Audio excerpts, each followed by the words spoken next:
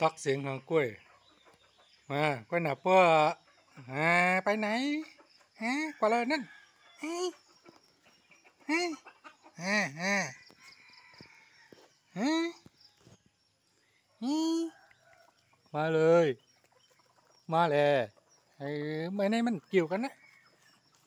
ที่ผมเคยเรียนมาแหม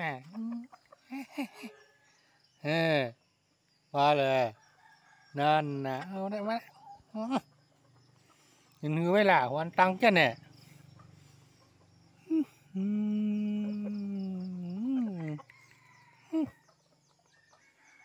อันนี้นี่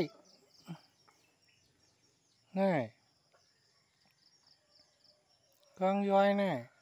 ตองแตงนี่วันนี้ก็ตังนี่ตุ้งกว่านะเว้ยเสือน่ะดูเจ้าน่ะไม่ใช่น่ะนี่คันนะคันนะคันนะคันโน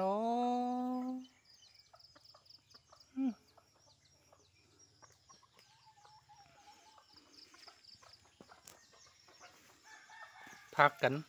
เกิดมาจำกันเป็นพี่น้องกันนะมาเล่นให้ก็กันก็คุยหนามาไปอย่าได้เตี้ยนะว่าอย่าได้เตี้ยมาได้พิษกันนั่นในทั้งนี้แน่พิษกันนั่นแน่แต่งตัวในเด่มพวกหอนเข้มก็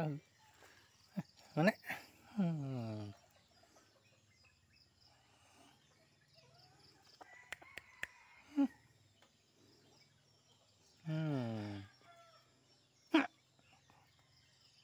มาเฮ็ดปันยิบมาแน่